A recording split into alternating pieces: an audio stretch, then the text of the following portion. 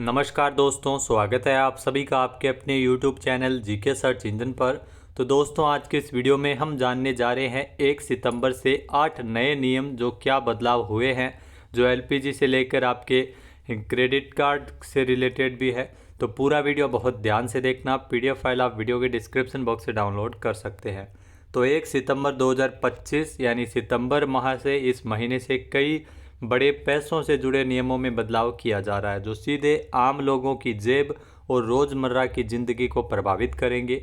इनमें आयकर रिटर्न्स की फाइलिंग की आखिरी तारीख, आधार कार्ड अपडेट, यूपीएस में बदलाव की अंतिम तिथि और क्रेडिट कार्ड समेत कई नए नियम शामिल है।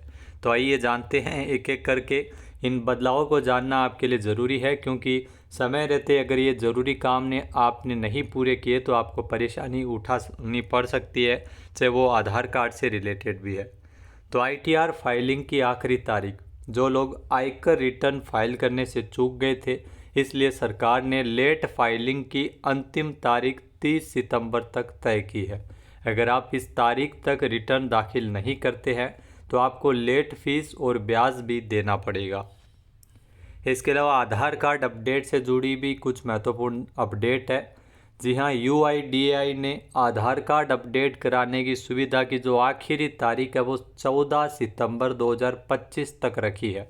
आधार कार्ड में आपको अगर अपडेट कराना है तो 14 सितंबर तक ही आप अपडेट करा सकते हैं।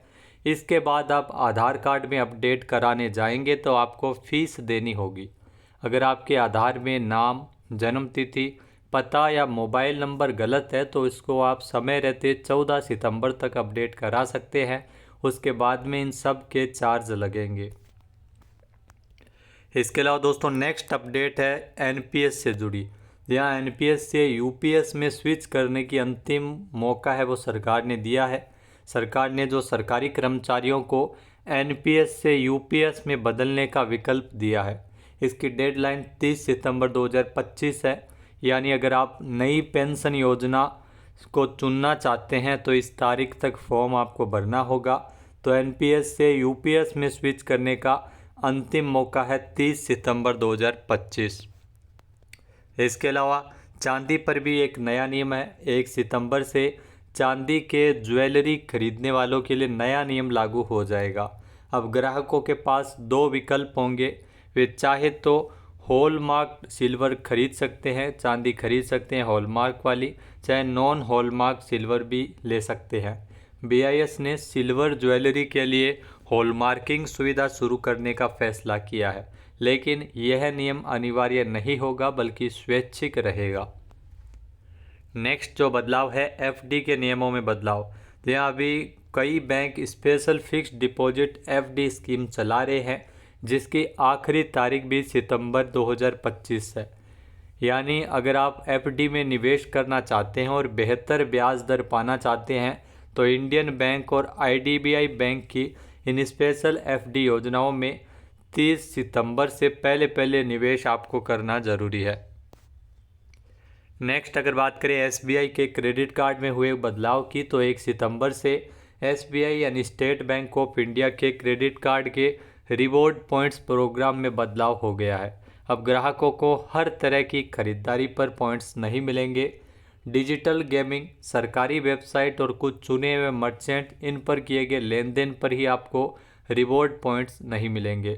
इन बदलावों का असर लाखों एसबीआई कार्ड धारकों पर पड़ेगा, क्योंकि पहले ये सभी खर्चे रिवॉर्ड पॉइंट्स में शामिल होते थे। नेक्स्ट जो बदलाव हुआ है इंडिया पोस्ट के नए नियम। यहाँ 1 सितंबर 2025 से इंडिया पोस्ट ने भी एक बड़ा बदलाव किया है। अब रजिस्टर्ड पोस्ट को स्पीड पोस्ट में मिला दिया है। इसका मतलब है कि अब अलग से रजिस्टर्ड पोस्ट के नाम पर कोई सुविधा नहीं होगी, उसे स्पीड पोस्ट में ही मिला दिया है। जो भी रजिस्टर्ड मेल भेजी जाएगी वह अब स्पीड पोस्ट के जरिए ही डिलीवर होगी। इससे डिलीवरी पहले की तुलना में तेज़ और आसान हो जाएगी। यानी ग्राहकों को अलग अलग सेवा चुनने की ज़रूरत नहीं है। रजिस्टर्ड पोस्ट का काम अब स्पीड पोस्ट के माध्यम से ही किया जाएगा।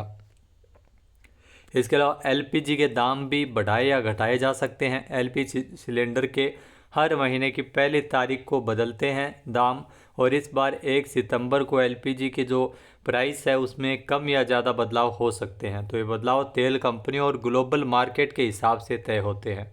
तो दोस्तों, दी गई जानकारी आपको कैसी लगी कमेंट करके ज़रूर बताइएगा। जय हिंद, जय भारत, जय राजस्थान।